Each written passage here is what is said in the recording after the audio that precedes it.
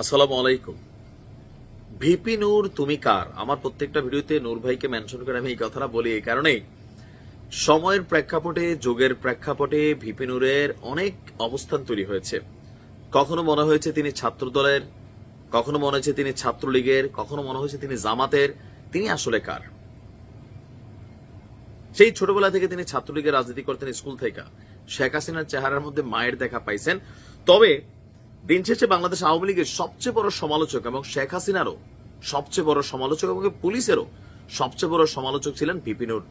সাহস যেমন দেখিয়েছেন, মারও খেয়েছেন। তবে এই সরকারের আমলে ওনার যেই সর্বকনিষ্ঠ সর্বকাছের যে বন্ধু ফারুক, ওনাকে যে পরিমাণ মাইর মারছিল, এরকম মাইর তিনি আসলে খান নাই। বাট এখন তিনি যে বক্তব্য দিচ্ছেন, আমি জানি না তার কপালে আবার কি আসতে যাচ্ছে। কারণ তিনি আজকে আওয়াজ দিচ্ছেন, ঘোষণা দিচ্ছেন। বিএনপির খুবই উচ্চ পর্যায়ের একজন নেতা আমির খসরু সাহেব সহ, ভিপি নূর সহ, রাশেদ সহ একটা কনফারেন্স ছিল, সম্ভবত তাদের বৈঠক হয়েছিল। এরপরে বলছিলেন তিনি, যদি সরকারে থাকা দুইজন ছাত্র উপদেষ্টা মাহফুজ এবং আসিফ তারা পদত্যাগ না করেন, তাহলে গণ অধিকার পরিষদ নতুন এক সিদ্ধান্ত নিতে যাচ্ছে।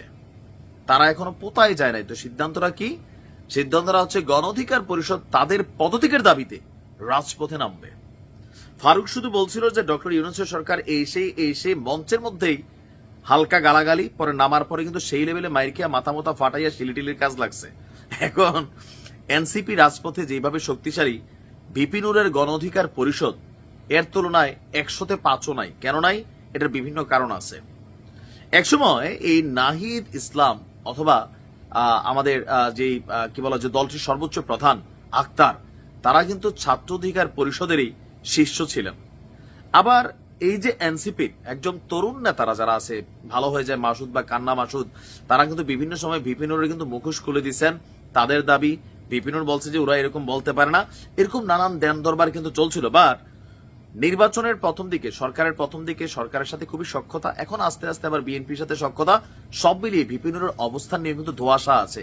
বাট এইবার যে কর্মসূচিটা তিনি হাতে নিতে যাচ্ছেন, যে খুব শীঘ্রই আসিফ এবং উপদেষ্টা মাহফুজের পদত্যাগের দাবিতে তারা রাজপথে নামবে। কেন? কারণ তাদের বক্তব্য যে এই ছাত্র উপদেষ্টারা এনসিপির পৃষ্ঠপোষকতায় সবচেয়ে বড় ভূমিকা রাখছে। এমনকি সরকারের সাথে এনসিপির যে লেয়াজু মেনটেনটা এই দুইটা চ্যানেলের মাধ্যমে হচ্ছে। আর নাহিদের বিষয়েও তার একটা করা বক্তব্য ছিল যে তারা ঘুরাফিরা, আসিফ ঘুরাফিরা এনসিপিতে আসবে, এটা আমরাও জানি। মাহফুজও আসবে। কেন? তারা ভবিষ্যতে নির্বাচন করলে, নির্বাচনের ঠিক আগ মুহূর্তে তারা পদত্যাগ করবে। ওই পর্যন্ত তারা রাষ্ট্রীয় পৃষ্ঠপোষকতায় অনেক কিছু করার সুযোগ আছে, সরকারকে কন্ট্রোল করার সুযোগ আছে, এনসিপি কে আইনের সাপোর্ট বা বিভিন্ন ধরনের সহযোগিতা করার কিন্তু সুযোগ আছে। আর ভিপি নূর মনে করছেন ডক্টর ইউনূসকে কলঙ্ক মুক্ত রাখতে হলে অথবা ওনাকে প্রশ্নবিদ্ধের বাহিরে রাখতে হলে এই এনসিপি দলটির লিয়াজুটা যেটা আসিফ এবং মাহফুজের সাথে আছে, তাদের পদত্যাগ করা জরুরি। তারা পদত্যাগ করলে সরকার অনেক কিছুতে ক্লিয়ারেন্স পাবে।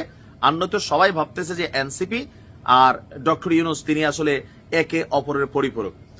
নূরের কথাগুলো অনেক দিকে সঠিক, বাট আমার মনে হয় না যে আসিফ মাহমুদ আর মাহফুজ এই মুহূর্তে জীবনেও পদত্যাগ করবে। তবে কবে? যেমন তারা এলাকাতে, লোকাল এলাকায় নির্বাচনের প্রচারণা চালাচ্ছেন, তাই না? তার মানে তারা নির্বাচন করবেন, তো কোন দল থেকে করবেন? পাগলেও জানে এনসিপি থেকেই করবেন।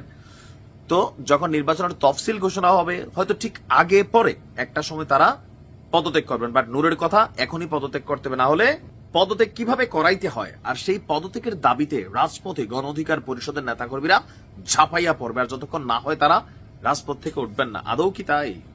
আমার মনে হয় না যে এইটাও ধোপে টিকবে। বাট এটা চ্যালেঞ্জিং ইস্যু নিয়েছেন একসময় শিষ্যই এরা। দেখা যাক কি করতে পারেন ভিপি নূর, সময় বলে দিবে। ভালো থাকুন।